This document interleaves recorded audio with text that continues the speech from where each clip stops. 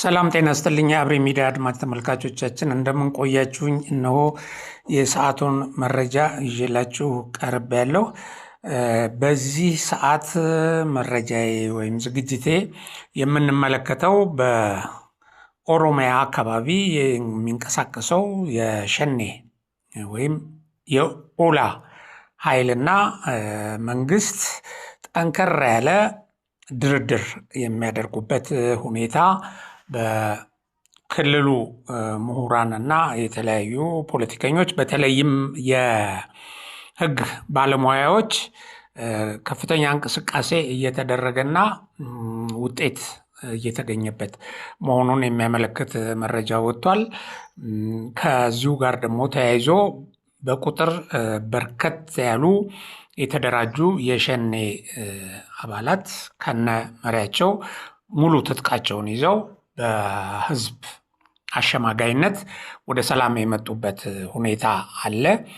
ይሄ በዚህ እንዳለ ግን ይህንን የኦሮሚያን አካባቢ በተለይ ወደ ወለጋ ያለውን በአማራና በኦሮሞ መካከል ከፍተኛ ግጭት ለመፍጠር ግጭቱ የብሔር የሃይማኖት እንዲሆን ለማድረግ በርካታ ስራዎች እየተሰሩ ነው። በንጹሃን ላይ ግድያ እየተፈጸመ ነው። ይሄ ከዚህ በፊት የፋኖና የሸኔ ኃይሎች በጥምረት ይህንን ህዝብ ለማጋደል የሃይማኖት መልክ እንዲይዝ የብሔር መልክ እንዲይዝ ለማድረግ ከፍተኛ ጥረት ሲያደርጉ የነበረበት ሁኔታ አለ። አሁን ይሄ የእርቅና የሰላም ድርድር ሁኔታ መፈጠሩን በማየት ርብርብ እያደረጉ ነው።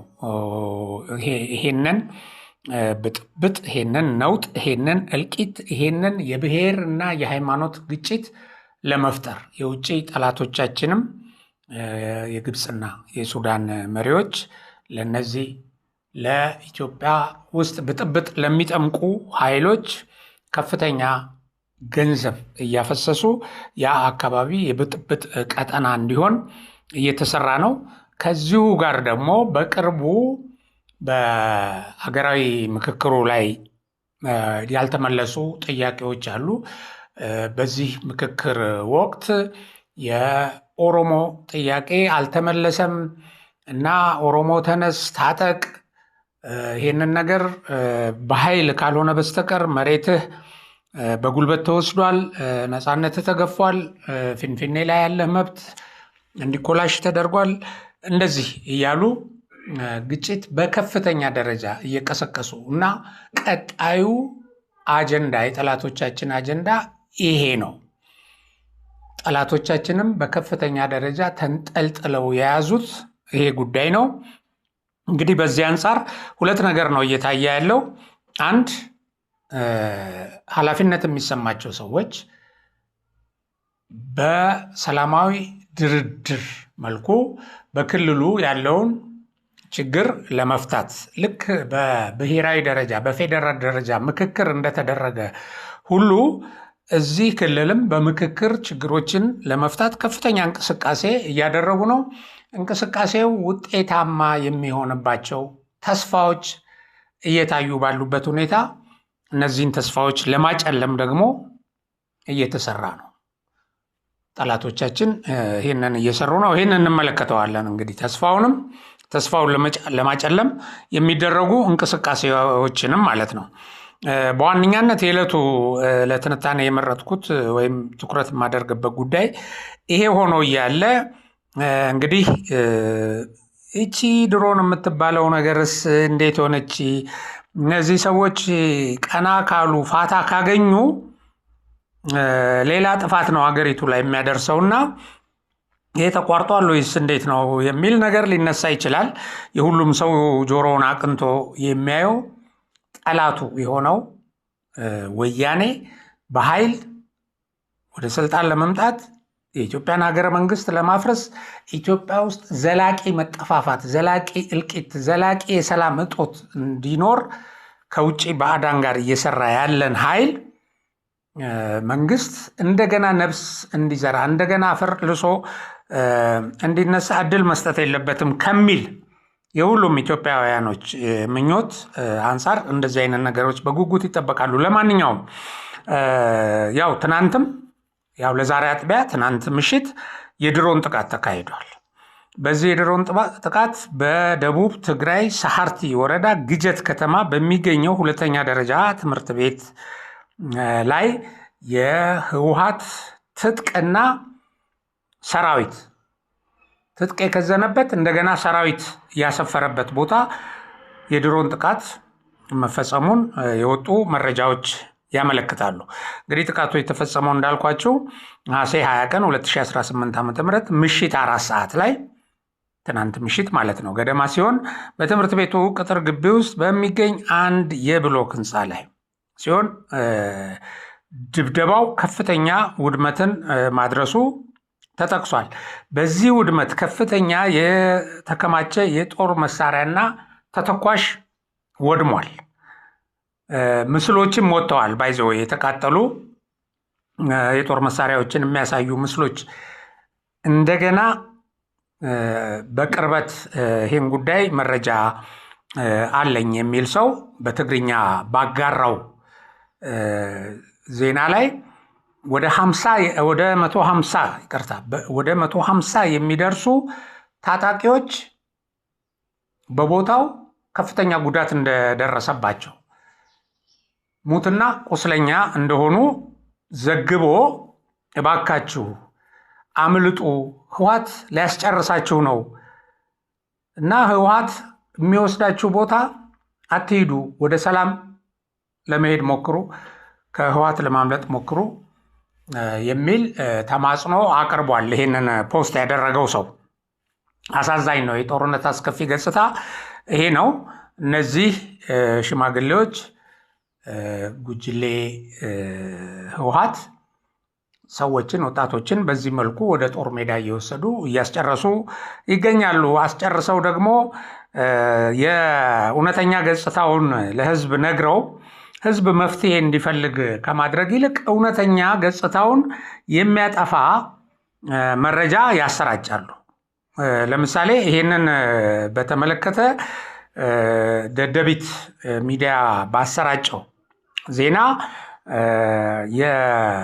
የጄኖሳይደሩ ስርዓት በሁለተኛ ደረጃ ትምህርት ቤት ግጀት ድብዳብ ድሮን አካሂዱ ሎሚ ዘካሄደ ድብዳብ ድሮን ኣብ ሓደ ዓመት ውሽሪ መበል 17 ይላል። ባጭሩ አማርኛውን እንትን ልበልላችሁ ወደ አማርኛ መልሼ በእርዳታ የመጡ ኮምፒውተሮችን ነው የደመሰሰው ይላል።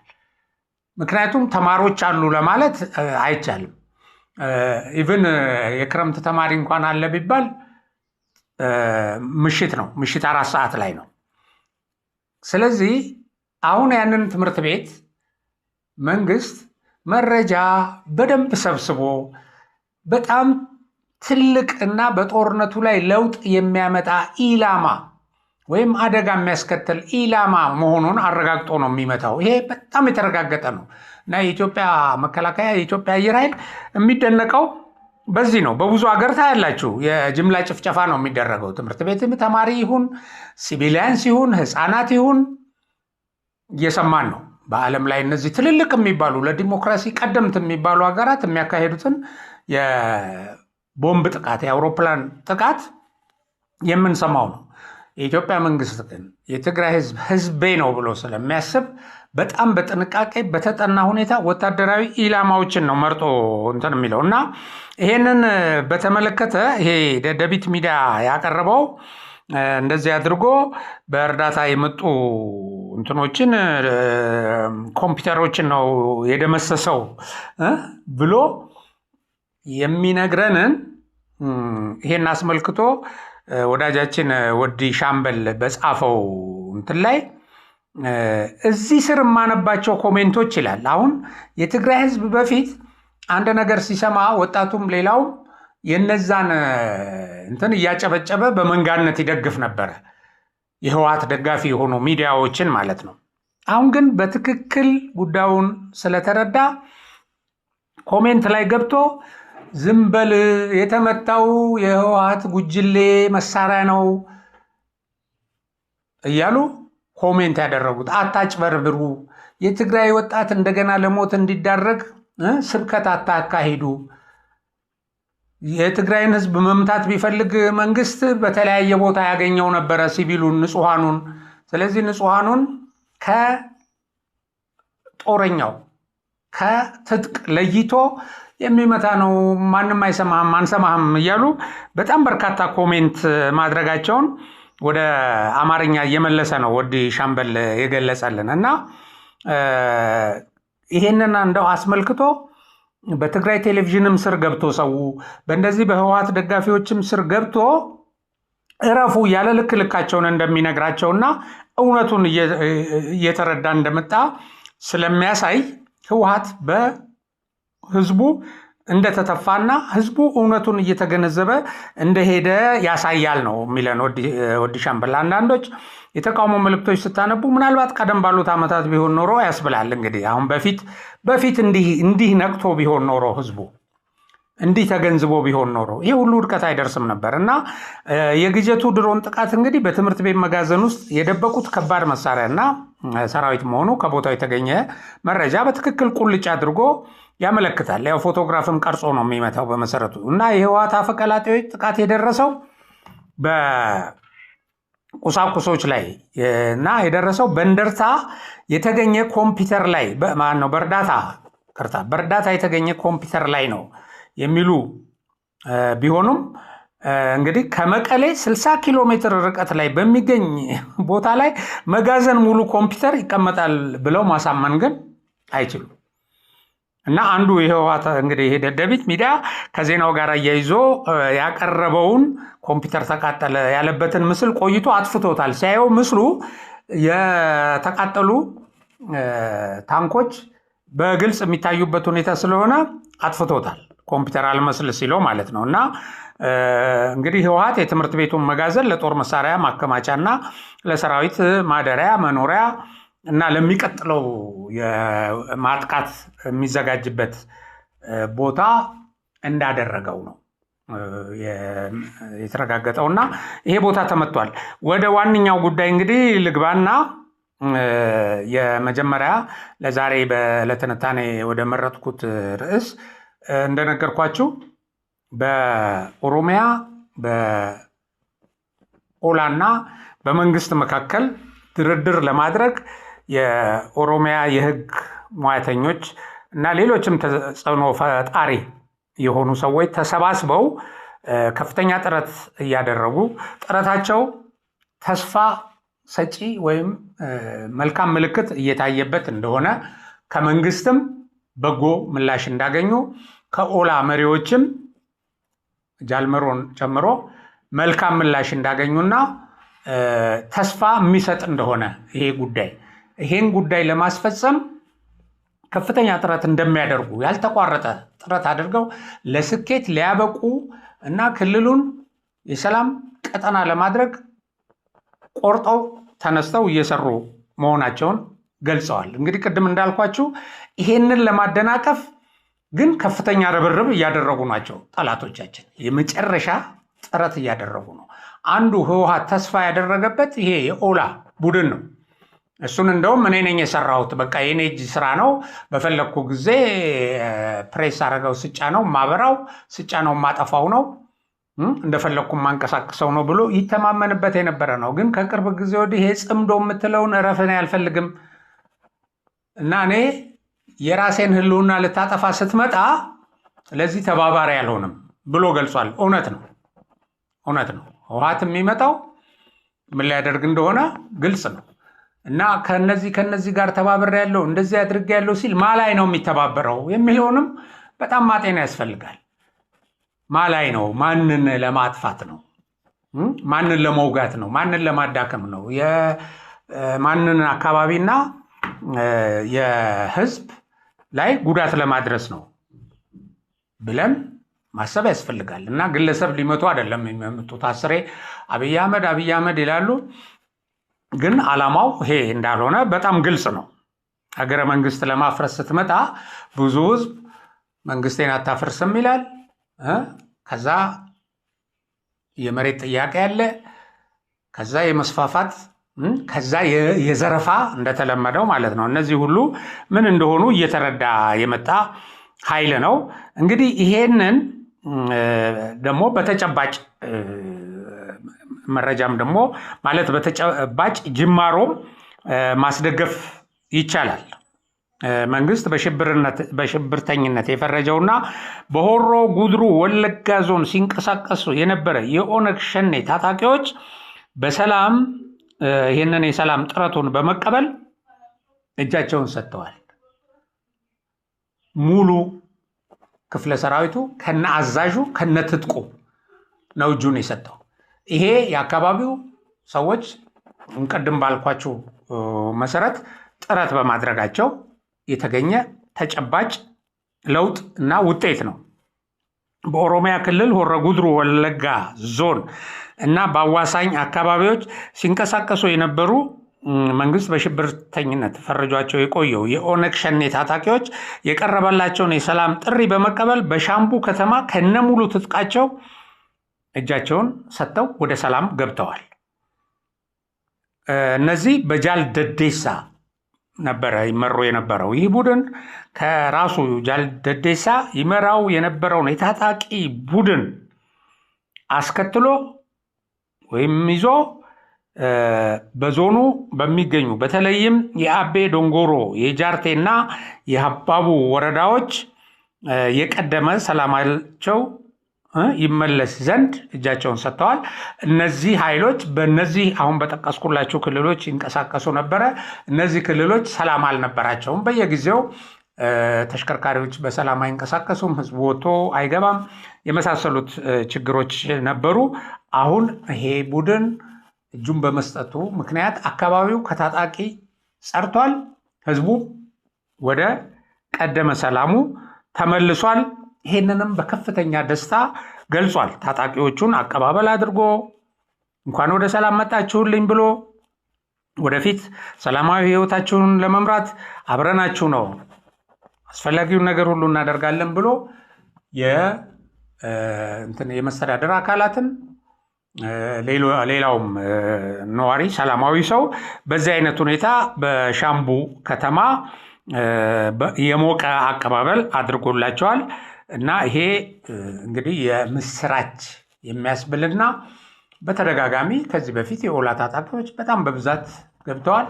አሁንም እንግዲህ ከነ መሪያቸው መርቶ ሲያስገባ ይሄን የጥፋት መንገድ ይሄን የሽብር አካሄድ እናቆማለን በሚል አምነውበት ተወያይተው ያደረጉት ነው። እና አሁን በዚህ አካባቢ የሚንቀሳቀሰው ኃይል የሀገር ሽማግሌዎች፣ የሃይማኖት አባቶች እና ሌሎችም ተጽዕኖ ፈጣሪ ሰዎች የሚያደርጉትን የውይይት ጥያቄ እየተቀበለ ተወያይቶ ወደ ሰላም የሚመጣበትን ጅማሮ ያሳየበት ነው። ከዛ በላይ ግን ሙሉ በሙሉ አካባቢውን እንደዚህ ከታጣቂዎች ለማንጻትና በአካባቢው የሚንቀሳቀሱ ታጣቂዎች ደግሞ ወደ ሰላም እንዲመጡ ለማድረግ ከፍተኛ ስራ እየተሰራ ነው። ይህ ለጽምዶ መርዶ ነው። ይህ ለግብፅ መርዶ ነው። ለሱዳን መርዶ ነው። ለአልቡርሃን ኃይል እና ለሌሎችም ጠላቶቻችን መርዶ ነው። በፕሮፓጋንዳ ለሚነግዱ ህሊናቸውን ሸጠው ኢትዮጵያ ውስጥ ሰላም አለመኖሩን ዜና እያደረጉ ሰላም ያለመኖር ዜና እንዲፈጠር ደግሞ ሰላምን እያደፈረሱ ለሚሰሩ ሁሉ መርዶ ነው። በውጭ ሆነው እዚህ ጉዳይ ላይ ለሚንጠላጠሉ በመሆኑም ነው አሁን ትልቅ አጀንዳ ተደርጎ አንደኛው በዚህ በምክክሩ ላይ እንግዲህ ምክክሩ የነበሩብንን ችግሮች አስወግደን በሰላም እንድንቀጥል ለማድረግ ነው። በምክክሩ ያልተፈቱ ችግሮች ወይም ውሳኔ ያላገኙ ወይም የተንጠለጠሉ ወይም ስምምነት ያልተደረገባቸው የተወሰኑት ዝም ብለው ይቀራሉ ማለት አይደለም። ቀጣይ ውይይት ይደረጋል። ይሄ የመጀመሪያው ውይይት ምክረ ሀሳብ ለመንግስት የቀረበበት ውይይት ጅማሮ ነው። በውይይት ችግርን የመፍታት ባህል በማዳበር ረገድ ደግሞ የራሱ አስተዋጽኦ አለው። ከዚህ በኋላ ይቀጥላል። እንደዚህ አይነት ውይይት በመሰረቱ በሌሎች ሀገሮችም ተመሳሳይ ነገር ባደረጉት በአንድ መድረክ አይደለም የተፈታው። ችግሮች የተፈቱት። እንኳንስ እንደ ኢትዮጵያ በጣም ዘርፈ ብዙ ችግር ያለባት በጣም በትርክት እንዲጋጭ የተደረገ ህዝብ ባለባት ምክክሩ እየተደረገ ስምምነት እንዳይደረግ ስንት ጥረት እየተደረገ ባለባት ሀገር ውስጥ ስንት መርዝ እየተረጨ ባለባት ሀገር ውስጥ ባዳና ባንዳ ጥላቻ በየቀኑ በሚዘራባት ኢትዮጵያ ውስጥ በሌሎችም ሀገሮች ባደጉ በሰለጠኑ ሀገሮችም ውስጥ በሂደት ነው በምክክር ችግር ለመፍታት የተቻለው። የኛ ትልቁ እንትን በመጀመሪያው ምዕራፍ ላይ ጀምረነዋል። ያልነበረንን ባህል ጀምረነዋል። በምክክር ችግር መፍታት እንደሚቻል አሳይቷል ያ የምክክሩ መድረክ እና በቀጣይ ችግሮች ይፈታሉ። በቀጣይ አሁን ስምምነት ያልተደረሰባቸው ጉዳዮች ስምምነት እንዲደረስባቸው ይደረጋል። ከሁሉ በላይ ግን ሰላም ሲኖር ነው እነዚህ ሁኔታዎች የሚደረጉት። ብልጽግና የሚመጣው፣ የኢኮኖሚ ችግር የሚፈታው፣ እድገት የሚገኘው፣ እንደገና ደግሞ ተወያይቶ ጦርነትን ማስወገድ የሚቻለው ውይይት ሲኖር ነው። ውይይት ለማድረግ ደግሞ ሰላም ያስፈልጋል። ስለዚህ ሰላምን ለማምጣት ከዚህ በፊት በውጭ አጀንዳ በጠላቶቻችን አጀንዳ እንደምንጋጭ ግንዛቤ ውስጥ በማስገባት ለድርድር ዝግጁ የሆነ ኃይል ያስፈልጋል። እንደዚህ አይነት አዝማሚያዎች፣ ምልክቶች ይታያሉ። ነገር ግን ቅድም እንደነገርኳችሁ ደግሞ ከዚሁ ጋር አሁን ይሄ ምክክሩ ላይ እንዲሆንክ መሬት የተነጠቀ ሌሎች ጥያቄ ሲመለስ ያንተ አልተመለሰም እያሉ የሚገርመው ደግሞ በተለያየ ስም እየጻፉ ሻዕቢያም ወያኔም እየጻፈ በዚህ ጉዳይ ላይ የማቀጣጠል ስራ እየተሰራ ቢሆንም የሰላም መንገድ እየተከተሉ ያሉ ኃይሎች ተስፋ የሚሰጥ ጅማሮ መጀመራቸውን ማየት ይቻላል እና ከዚሁ ጎን ለጎን ደግሞ በወለጋ አካባቢ ይሄ የፋኖ ኃይል ተንቀሳቅሶ ሲቪሊያንን ንጹሐንን ገደለ የሚሉ ዜናዎች በከፍተኛ ደረጃ እየተሰራጩ ነው። ከዛ በኋላ ደግሞ የገዳ ሰራዊት እንደገና የኦላ አንድ ላይ ሆነው ደግሞ የአካባቢው ላይ የሚኖሩ የአማራ ብሔረሰቦችን ክርስቲያኖችን ገደሉ የሚል ደግሞ በሁለቱም በኩል እየተሰራጨ ይሄ በከፍተኛ ደረጃ እየተራገበ ብቻ ሳይሆን የታቀደ ግድያ ጭምር እየተፈጸመ ማለት ነው። ልክ ይሄ በፊት ቲፒኤልኤፍ ከዚህ ለቆ በነበረበት ጊዜ እንደተካሄደው ቲፒኤልኤፍ በመጥፋቱ ሰላም ጠፋ ለማለት እንደገና ደግሞ ቲፒኤልኤፍ ለዘመናት ይፈልግ የነበረውን ሁለቱን ህዝብ የማጋጨት ፕሮጀክት በከፍተኛ ደረጃ ተሰርቶበት እንደነበረ አሁን ይሄ በከፍተኛ ደረጃ እየተሰራ መሆኑ ደግሞ አሳዛኝ ነው። ለማንኛውም ሰላም፣ እድገት፣ ብልጽግና እንደሚመጣ የሚያሳዩ ተስፋዎች አሉ። ይሄንን ማጠናከር ነው። ለጠላት አጀንዳ የጠላትን ተልዕኮ ለማስፈጸም ተቀጥረው የሚንቀሳቀሱ ሰዎች በሚሰጡን አጀንዳና እነሱ እንዲሆን በሚፈልጉት መንገድ ከመሄድ እንታቀብ። መስማማት፣ መመካከር፣ ሰላማችንን መጠበቅ ነው ኢትዮጵያን ሊያሳድጋት እኛንም በሰላም ወጥተን እንድንገባ ለልጆቻችን የተሻለች ሀገር እንድንፈጥር የሚያደርገንና ኢትዮጵያኖች በዚህ ላይ ትኩረት አድርገን መስራት አለብን የሚል መልእክት አስተላልፋለሁ። እናም ፕሮግራሜን በዚሁ አበቃለሁ። አብሪ ሚዲያን ሰብስክራይብ፣ ሼር፣ ላይክ እንድታደርጉ ለማስታወስ ወዳለሁ። ሰላም።